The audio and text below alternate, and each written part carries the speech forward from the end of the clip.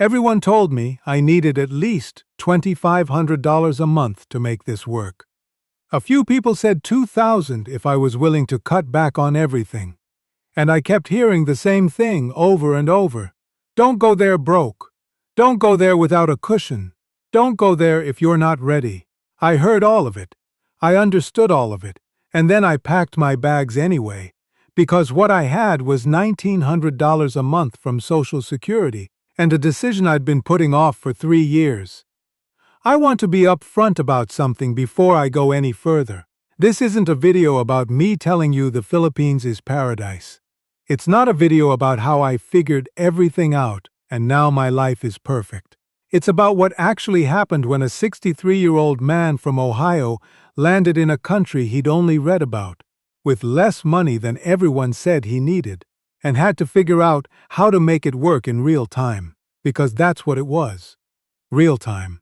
No do-overs, no safety net I could easily get back to, just me and a budget that had no room for mistakes. Back in the States, $1,900 sounds like it should be enough. And for a few years it kind of was. Barely. I had a small apartment outside of Columbus, a used truck I'd mostly paid off, and I kept things as simple as I could. But things kept changing around me even when I didn't. Rent went up. Groceries went up. My electric bill, my car insurance, the copays at the doctor, all of it just kept climbing, and I wasn't climbing with it. My check stayed the same, but what it bought kept shrinking. And after a while, you start to feel it not just in your bank account, but in the way you move through your day.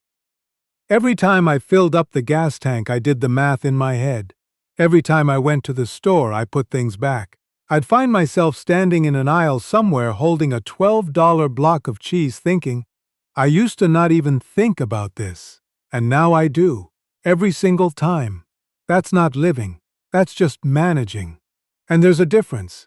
I started looking at options around the time I turned 61. I wasn't in a crisis. I want to be clear about that. I wasn't about to lose my apartment or go hungry. But I could see where things were heading, and I didn't like it. I'd watch guys at the park feeding pigeons at 11 in the morning, clearly retired, clearly just killing time, and I'd think, is that what this is? You work 40 years, you do everything right, and then you spend the last chapter of your life being careful with cheese? So I started reading. Retirement abroad forums, YouTube channels, expat blogs. I wasn't looking for an adventure. I want to be clear about that too. I was looking for math that made sense. And the Philippines kept coming up. Cost of living, English everywhere, climate. The way people described it, slower, easier, more room to breathe. At first, it sounded like something other people did. Younger people, maybe, or people with more savings than me, people who'd planned for this instead of stumbling toward it. But the more I read, the more the numbers started to look different from what I was living. Not perfect, not guaranteed, but possible. And at 63, possible is enough to make you start taking it seriously. I spent about 8 months researching before I bought a ticket. 8 months of reading, of joining forums, of asking questions that probably made the experienced expats roll their eyes. I watched every video I could find about living in Iloilo City, which is where I'd eventually decided I wanted to try. Smaller than Manila, big enough to have what I needed, on the western coast of Panay Island. People who'd been there kept saying it was underrated. I liked that. I didn't want somewhere that had already been discovered by every retiree with a blog. One thing I kept seeing people mention was needing a return ticket or an onward flight when you enter the country. Immigration could ask for proof that you weren't just planning to stay indefinitely without the right visa. I wasn't sure how strictly they enforced it, but with everything riding on this move, I didn't want to find out the hard way at the immigration counter after a 20-hour flight. So I booked a cheap flight to Singapore, 30-some days out from my arrival date. It wasn't because I planned to go to Singapore. It was insurance. A way out if the whole thing fell apart before it even started. I ended up never needing to use it, and nobody at immigration even asked about it. But standing in that airport in Manila with everything I owned in 2 checked bags, I was very glad it existed. The first few days in Iloilo City were a lot.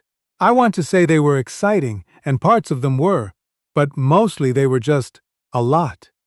The heat hit me before I even got outside the terminal. Not uncomfortable exactly, but immediate. Like stepping into a room where someone had been running a clothes dryer all day. The traffic sounds different there. The smells are different. Even the light feels different, sharper, and more direct than what I was used to in Ohio. I stayed in a small guest house the first week while I figured out the neighborhood I wanted to be in, and I spent most of that first week just walking around, trying to understand how things worked. Where to eat, how to get around, what things cost, how to tell the difference between a price that was reasonable and one aimed at the first foreigner who walked through the door. The excitement of those early days is real, but it's also thin. It doesn't take long before the novelty starts to wear off, and what's underneath it becomes visible. And what's underneath it is just your actual life, in a new place, with the same budget you brought with you.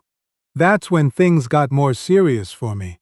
The first full month was where I really started to understand what I'd gotten into. I had a rough plan in my head before I came. I'd budgeted it out on paper back in Ohio, gone through it line by line, told myself I knew what to expect. Housing was going to be my biggest fixed cost. I found a one-bedroom apartment in a quiet part of the city. Nothing fancy but clean and solid, for the equivalent of about $280 a month. That felt manageable. Good, even. That left me with over $1,600 for everything else. Except that's not quite how the first month works. There's a security deposit. Usually 2 months' rent in the Philippines. There's a month in advance on top of that. So right at the start, before I'd even bought a bag of rice, I'd already spent the equivalent of about $840 on housing alone. I knew this was coming. I'd read about it. But knowing something and experiencing it are two different things. And watching that chunk leave my account in the first week made my chest tighten in a way I hadn't expected. It wasn't a disaster, but it was a reminder that the plan on paper and the plan in practice have a gap between them, and that gap costs money. Then there was the setup. Little things I hadn't really accounted for. A small fan for the bedroom because the apartment didn't come with one. A few pots and a cutting board for the kitchen. A power strip because I didn't have enough outlets where I needed them. A surge protector because someone on a forum told me the power fluctuates, and I didn't want to find out what that does to a laptop. None of these things were expensive individually. Together they added up to somewhere around $140 that first week. Money I hadn't put in the plan. And then I went to the grocery store. I'd heard from a lot of people that groceries in the Philippines were cheap. And some things are. Local vegetables, local fruit, rice, eggs, those are genuinely inexpensive, and once I figured out where to shop for them, they stayed that way. But I didn't know that yet on my first grocery run. I walked into a large supermarket near my apartment the way I would have walked into a Kroger back home. Just grabbing things I recognized, things I was used to, things that felt normal. And the total at the checkout was not what I expected. Some of the international brands I'd picked up cost more than they would have in Ohio. Anything imported, certain cereals, specific condiments, coffee I recognized, carried a price that reflected how far it had traveled to get there. I stood at the register looking at the receipt trying to find where I'd gone wrong. And the honest answer was that I hadn't gone wrong exactly. I'd just shopped like someone who lived in Ohio. And I didn't live in Ohio anymore. That was probably the first moment where the whole thing crystallized for me. The problem wasn't the Philippines. The problem was that I'd physically moved my body to a different country, but I hadn't moved anything else yet. My habits, my preferences, my sense of what things should cost. All of it was still calibrated to a life I'd left behind. And habits don't care about geography. They just keep running until you make a decision to change them. The electricity bill came about 3 weeks in. I'd been running the air conditioning most nights because the heat was still getting to me and I wasn't sleeping well without it. I thought I'd been reasonable about it. I wasn't leaving it on all day. I was trying to be conscious of it. But the bill was higher than I'd planned for. Not devastating, but enough to make me sit with it for a while. In Ohio, I didn't think about the air conditioning. It was just on or off. Here, I was going to have to think about it. Here, it was going to be a choice I made every day, and that choice had a number attached to it. I remember sitting at the small table in my apartment that evening, looking at that bill, and going back and forth in my head about whether I'd made a mistake. Not a dramatic, everything is ruined kind of doubt, just a quiet, persistent question sitting in the back of my mind. Did I actually think this through? Because it wasn't feeling the way I'd imagined it would feel. I'd imagined relief. Instead, what I had was a slightly different version of the same arithmetic I'd been doing in Ohio, just in a different currency. About halfway through that first month, I sat down and looked at where my money had actually gone. Not where I'd planned for it to go, but where it had actually gone. And the gap between those two things was uncomfortable. I'd eaten out more than I meant to in those first weeks, because cooking in an unfamiliar kitchen with unfamiliar ingredients while adjusting to everything else felt like one variable too many. I'd taken a tricycle or a grab car more than I needed to, because I hadn't figured out the jeepney routes yet. Small things, each one reasonable on its own, but added up across a month, they'd pushed me into territory I hadn't budgeted for. I wasn't out of money. I want to be clear about that. But I could see very plainly that if I kept going the way I was going to end up in trouble by month 3 or 4. The buffer I had wasn't big enough to absorb a month of overspending, let alone 2. And that's a specific kind of stress. It's not the panic of an emergency. It's the slower, grinding anxiety of a trajectory that doesn't work. And you can see it clearly, but you haven't done anything to change it yet. That's when I had to have an honest conversation with myself. The thing I kept coming back to was a simple, uncomfortable truth. I wasn't spending a lot of money because the Philippines was expensive. I was spending more than I'd planned because I was still making decisions like someone who lived in America. And that's a harder problem to solve than just moving somewhere cheaper, because it follows you, it's in your suitcase, it unpacks itself in your new apartment, and sits right next to you at the grocery store and rides along with every choice you make until you actually change it. So I started over, in a small way. Not dramatically, not all at once, but deliberately. I found the wet market about 4 blocks from my apartment, the one I'd walked past a dozen times without going in because it felt overwhelming, because the produce was laid out differently than I was used to, and I didn't know what some of it was. I started going there every few days instead of the supermarket. I started cooking more, not because I love cooking. I don't particularly, but because it was the most direct way I had to control what I spent on food, and food turned out to be the biggest variable in my budget. I started eating more of what was local and abundant, rather than hunting for what was familiar and imported. I found a small carinderia a street over from my apartment where a full meal, rice, a protein, some vegetables, a small soup, ran me the equivalent of about $1.50. I started having lunch there 3 or 4 times a week. And something interesting happened. Those changes didn't just fix the budget numbers. They changed the texture of my days. Going to the market in the morning became part of a routine. Figuring out what to cook became something I had opinions about. The lady at the carinderia, Nena, she's probably in her 50s, runs the place with her daughter. She started recognizing me after about 2 weeks, and that recognition felt like something. Like I was becoming part of the neighborhood instead of just passing through it. The air conditioning situation resolved itself too, though not the way I expected. I got a small, good quality electric fan for the bedroom, and started leaving the window open in the evenings when the breeze came through. It took me maybe a week to actually adjust to sleeping that way. And once I did, I realized I'd been more uncomfortable than I needed to be. I'd been defaulting to air conditioning because that's what I knew, not because it was actually necessary for survival. There's a difference.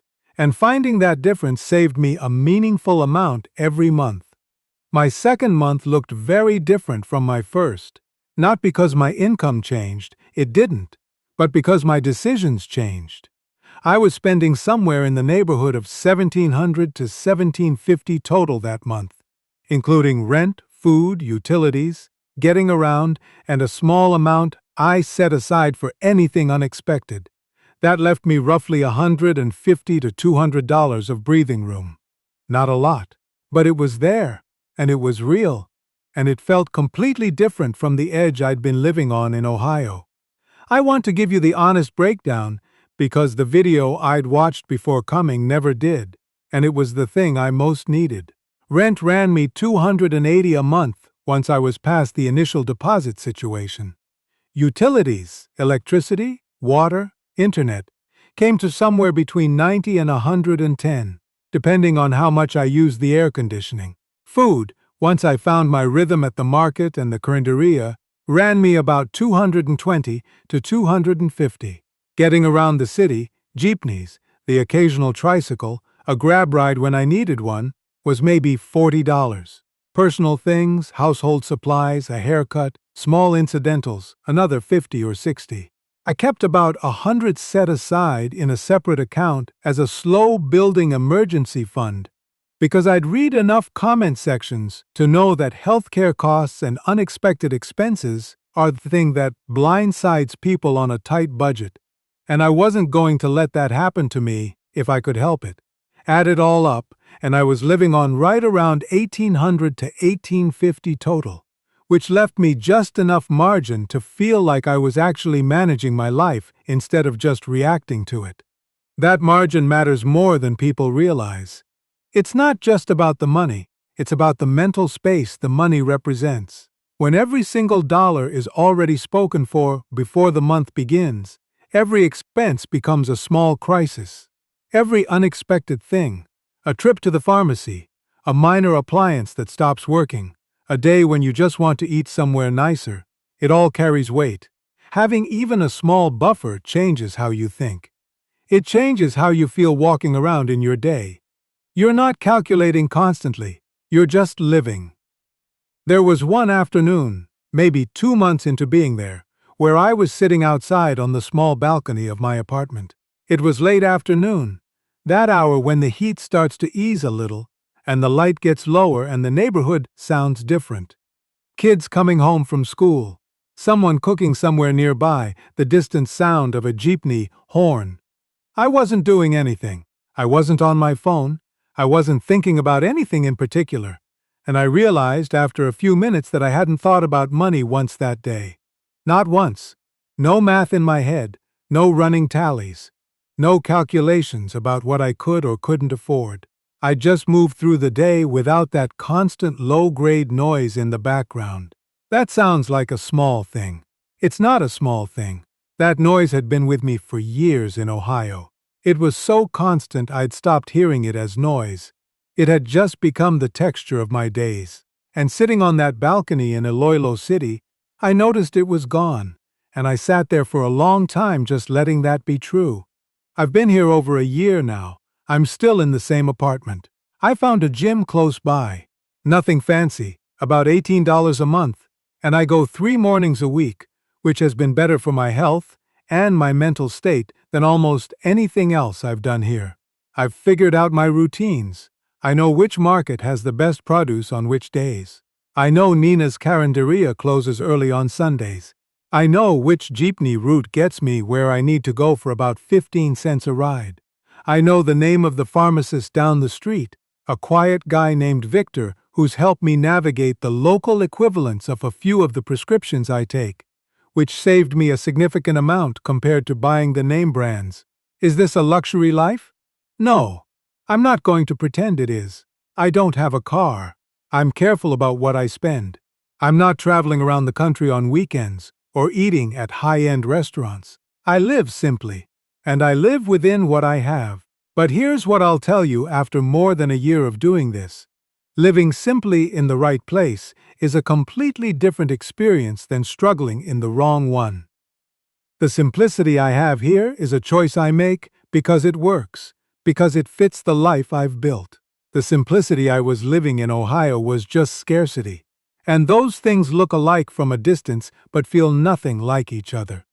The questions I get most often from people who find my videos are about whether it's actually possible to do this on a budget like mine. And my honest answer is yes, with conditions. The conditions are not complicated, but they're real. You have to be willing to live more like the place you're in than the place you came from. You have to be willing to let go of some of the habits and preferences you brought with you, not because they're bad, but because they're expensive in a way they weren't back home. You have to have some kind of emergency fund, I'd say at minimum 3 months of expenses, because the unexpected doesn't stop happening just because you moved abroad, and when it happens here, you need to be able to handle it without it becoming a catastrophe. And you have to be realistic that the first few months are going to cost more than the months after that, because setup and adjustment always do. What I didn't expect, what no one really told me clearly before I came, is that the hardest part of making a move like this isn't the logistics. It's not the visa paperwork or the flight or finding an apartment. Those things are manageable. The hardest part is recognizing that you've carried yourself with you across the ocean, habits and all, and that the only way the new life works is if you're willing to actually live it instead of trying to recreate the one you left. I'm not the same person I was in that Columbus apartment watching my budget shrink every year. I don't think the Philippines changed me exactly. I think it gave me enough breathing room to change myself. And that's something I couldn't have bought with $1,900 a month in Ohio. But I could buy it here. I am buying it here one ordinary day at a time.